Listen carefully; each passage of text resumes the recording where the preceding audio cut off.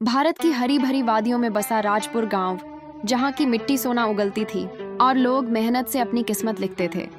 पर हाल के दिनों में उस गांव की खुशियों पर किसी की नजर लग गई थी। हर सुबह जब किसान अपने खेतों में पहुंचते तो उनकी मेहनत की कमाई यानी पकी हुई फसल रहस्यमयी ढंग से गायब मिलती। गांव में दहशत का माहौल था।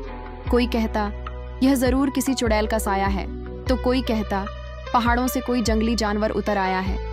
डर इतना बढ़ गया था कि शाम होते ही गांव में सन्नाटा पसर जाता। मगर उसी गांव में एक लड़की थी, अनन्या, जिसकी उम्र तो कम थी पर हिम्मत और समझदारी में बड़ों को भी मात देती थी। उसे भूतों प्रेतों की कहानियों पर यकीन नहीं था। उसने मन ही मन फैसला किया, मैं इस रहस्य का पर्दा जरूर उठाऊंगी और अपने गांव को इस डर से आजाद कराऊंगी। अगली कई रातें अनन्या ने जाग कर बिताई। वह कभी आम के पेड़ पर छिप जाती तो कभी सूखी झाड़ियों के पीछे दुबक कर खेतों पर नजर रखती। एक रात चांदनी में उसे कुछ धुंधली परछाइयां दिखीं और उसे छोटे छोटे पैरों के निशान मिले, जो सीधे गांव के बाहर बने पुराने खंडहर हो चुके मंदिर की तरफ जा रहे थे। एक रात वह हाथ में एक लालटेन लेकर अकेले ही उस खंडहर मंदिर की ओर बढ़ चली। मंदिर के टूटे दरवाजे से जैसे ही उसने अंदर झांका, उसका मुंह आश्चर्य से खुला रह गया। अंदर बंदरों का एक बड़ा झुंड था।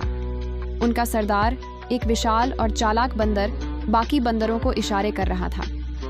वे सब मिलकर खेतों से चुराया हुआ अनाज मंदिर के एक गुप्त तहखाने में जमा कर रहे थे। अनन्या समझ गई कि वे भूखे थे और अपने बढ़ते परिवार का पेट भरने के लिए यह सब कर रहे थे।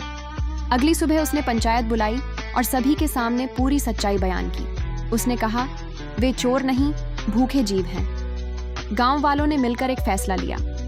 उन्होंने मंदिर के पास एक बड़ा चबूतरा बनाया और रोज वहां बंदरों के लिए फल, सब्जियां और अनाज रखने लगे। उस दिन के बाद राजपुर के खेतों में फिर कभी चोरी नहीं हुई। अनन्या की एक छोटी सी कोशिश ने न केवल एक बड़े रहस्य को सुलझाया, बल्कि इंसानियत और करुणा की एक खूबसूरत मिसाल भी कायम की।